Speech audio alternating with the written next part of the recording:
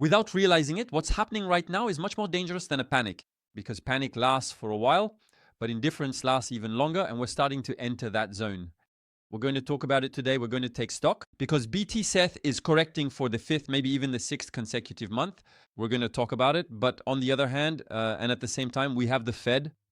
What's going on? We also have the US debt that's about to explode. We're also going to talk about stock flows, and we'll also discuss the on-chain sector. What are we seeing on the blockchain? And we'll talk about the walls on Binance. So we're going to do a full update today, and above all, we're going to see how to manage this famous zone without waiting for that lowest point, that bottom. But before we continue, let me remind you that I have an app that helps you become a better investor, have a strategy, and think intelligently, and most importantly, to position yourself right now. I have an app called Kojo, and we're going to raise the price. The launch offer ends in 24 hours. The price will go from 29 to 39 euros. I'll put the link in the description if you want to take advantage of it. We're also going to add more features because we've received a lot of feedback. I think we have a 92% satisfaction rate. So take advantage of it today while the price is still accessible, because it's only going to keep increasing. But let's get straight to the point, and again, I'll put the link in the description. Let's dive right into the heart of the matter, because when we look at the state of the market, we can clearly see a definite change, because the pure panic has subsided, okay? But something even more dangerous is starting to take hold. It's actually settling in, not going away. It's the well-known disinterest. We all feel it. People aren't panic selling anymore, but they're not buying back either. It's stagnating. And if we zoom out since October, what do we see and what can we potentially do? It's that Bitcoin is heading dangerously in a certain direction. I'll get to that today. I've got too much energy right now. Dangerously toward its fifth consecutive red month. Here we're looking at Ether. We're potentially on its sixth month. And as I was looking here at the different months, this hasn't happened since 2018. In fact, we had a year in 2025 that's worse than 2018. Let me remind you that the 2017 bull run was just incredible. Look at all the green boxes here. And in 2018, we only had 3 months in the green, and we had 9 months in the red. And that's exactly what happened here. And here, between a negative September -5, we have -7% in October, -22% in November, December 0.65. And then we plunged in January and February, and now we're in the process of having its sixth month, potentially at -20%. So never seen before. And Ethereum is doing even worse because it's potentially on its sixth negative month. So out of 14 months ETH, we've had 11 in the red. It's one of the worst runs in its history. And while crypto is sinking a little bit further, there's the battle, which is more important and is actually taking place on the Fed side, because the White House is announcing that Trump is urging the Senate to quickly confirm Kevin Walsh as the next chairman, because in fact, even though Donald Trump has come forward and said it's going to be Kevin Walsh, it still has to go through different stages, which we'll talk about, because it's not just a change of face, it's potentially a change in monetary direction, because the process is very simple. There is a hearing before what is called the Senate Banking Committee, so it's a committee vote. Then there is a final vote at the Senate level. By the way, we can talk about the meetups that will take place on November 3rd, where in fact all the members of the House of Representatives will be changed, and a third of the Senate will also be changed. And that is going to have an impact because Donald Trump, maybe I'll make a dedicated video about this. Let me know in the comments if you're interested in preparing for the meetups. What does that mean? What are the consequences and what impact could it have on the market? But above all, make sure to subscribe so you can stay informed about this kind of information, because thank you. On the channel, we also try to prepare for upcoming events. And that's exactly what's going to happen with the midterm elections. They happen every 2 years and they're coming up on November 3rd. So it's coming up pretty soon. But as I was saying, what's happening is that there are still different layers involved. Who have to vote for Kevin Walsh, and Jerome Powell will remain in office, just to remind you, until May 2026. So even if Walsh is confirmed, the transition wouldn't be immediate. But the market is already starting to anticipate the trajectory. We saw a bit of green on Friday because we got some inflation numbers, the CPI, which was at 2.4%, if I remember correctly.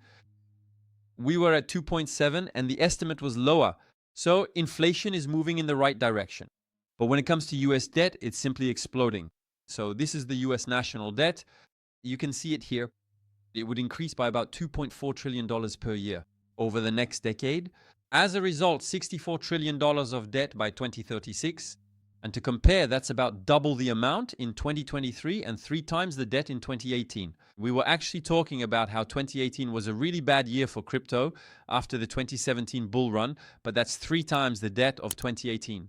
And that's even before the COVID pandemic in 2020. So historically, when debt becomes unmanageable, the currency ends up suffering the consequences. That is to say, first, we have inflation, we've seen it, we've especially felt it, and also a loss of value for the dollar. And it's exactly this kind of environment. And it's in this kind of environment that anti-inflation assets start to make sense again, like gold, like stocks. And of course, we also have Bitcoin. And the question is simple. In a world with 64 trillion in debt, that's a huge number. Today, as you can see, we're at 39 trillion in debt.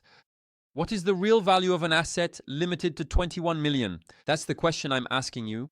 Let me know in the comments. But according to Dutch Bank's strategy as well, the tax refund season could inject about $11 billion per week into US stocks. So what does that mean? It means that in total, we could see between $50 and $100 billion from what we call tax refunds, which could be reallocated to what we call equities by mid-April.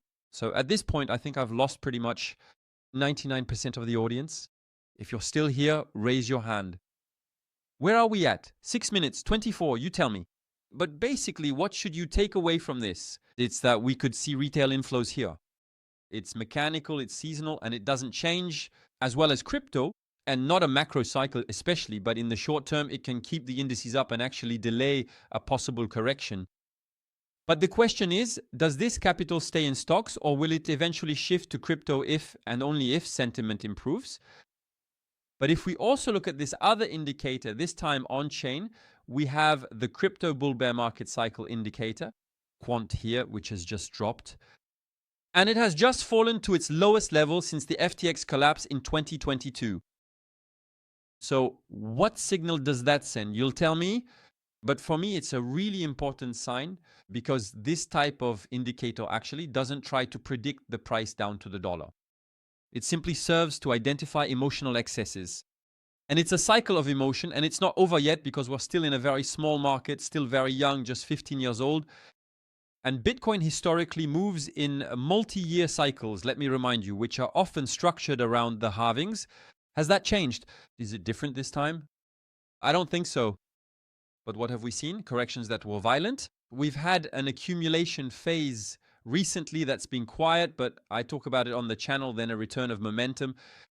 But on the whales side, we also have what's called the whale inflow ratio, which specifically compares the 10 largest transactions over 30 to the total inflows to the exchange. So what do we see on this chart? We see that between February 2nd and 15th of this year, it went from 0.40 to 0.62. So what does that mean? It means that whales represent a larger share of the BTC that has been sent to Binance. And often this is preparation for selling, but the key point is that it's not just a single player here. It's that we have several large entities that seem to be reassessing their exposure.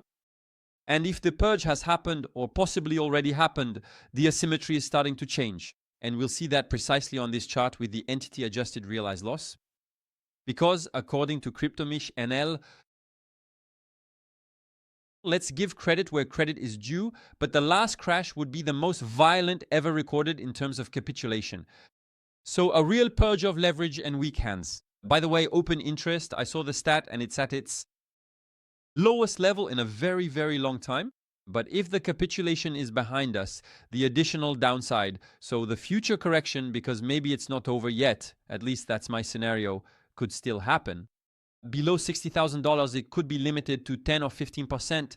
So we might not necessarily go much lower. Meanwhile, we have asymmetry to the upside, which is becoming, and even becoming again, I would say, interesting. So the strategic question is, thank you. Should we wait for the famous perfect dip or treat this as a zone where risk is actually compressing? And are we in that zone now? Already we have a discounted Bitcoin. We're already practically at 55%. We've gone from 126 to today $68,000. To be precise, $67,700.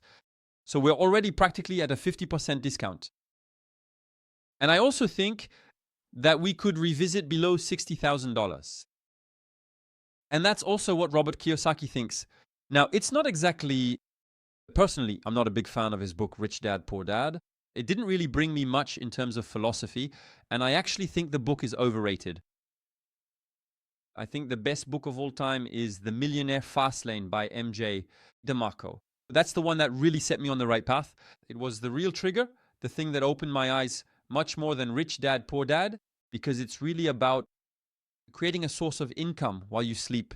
And if you manage to create that source of income, and if you already have, then good for you, congratulations, because at least you're not subject to the rules of your employees. You work a set number of hours, so you do the 9 to 5. Here we say 9 to 5, from 9 a.m. to 5 p.m. Basically, you get paid during that time period. And after 5 p.m., you keep living your life, but you're not actually generating interest or income anymore.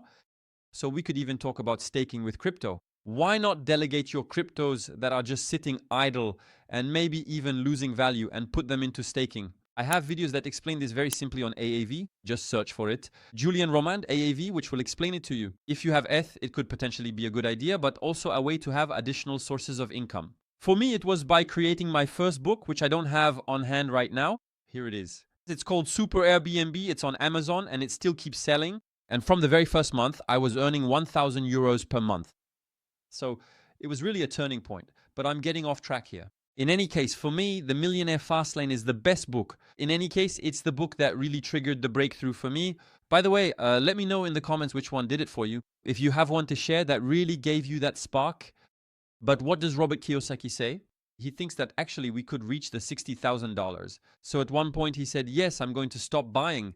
But in the end, at 120,000, he said, I kept buying. I didn't really understand. So maybe something happened in between. There might have been information I didn't have access to, but there's also the wall movement, which could actually support this theory because we're entering a zone that is statistically, I'll go back to that, the right slide, but statistically, which can be associated with phases of capitulation and accumulation. And Robert Kiyosaki actually takes the opposite stance. He says he's excited about this crash because, according to him, that's when the best accumulation opportunities are created. And here, I agree with him 100%, even 200%. And you can agree or not. Let me know your thoughts in the comments with arguments to back them up, of course. But that's typically the mindset of those who accumulate while the market is at rock bottom. No pun intended, with crypto literally on the floor. But the market could still go lower. Yes, I actually talked about this in yesterday's video. I'll link you to that video right after this one. And that's my theory. But we're in a very particular phase right now. That is to say, as we've seen, there was panic, but now we're seeing disinterest. There's extreme pessimism on chain, and the whales are active on the exchanges. Add to that the Fed, US debt, artificial flows, everything we've talked about today in the daily update. And you end up with a market that's extremely heavy, but still capable of surprising anyone. But above all, what's important is that the strategy isn't about guessing the bottom. By the way, we do live sessions every week with the club, if you're ever interested. If you want to join an investors club that's specifically preparing for the next phase in 2026, the link is in the description. You get a free call with a member of my team. We'll talk to you in detail about what's included in the club, what we provide, and how it could benefit you. So the link is in the description if you want to take advantage of it. But as I was saying, the strategy isn't about pinpointing the exact bottom. We can define a zone in terms of timing. We can define a zone in terms of price. We can think about which type of asset to invest in right now. Maybe we should also consider getting rid of certain cryptos. But as I often tell you, the main thing is to have a plan. It's about being disciplined and treating this exactly as a zone. So by the way, the word of the day is discipline. For Challenge 126, the word is discipline. Leave it for me in the comments. And above all, let me know what you think about this video. What do you think about this line of thought? Do you think we're going to go much lower than 60,000? And I'll see you tomorrow for a new video. Don't hesitate to take advantage of Kojo. It's going up to 39 euros in 24 hours. And the launch offer will be over. So take advantage of it now. And you also have the club if you ever want to apply. See you soon. This was Julian. Bye-bye.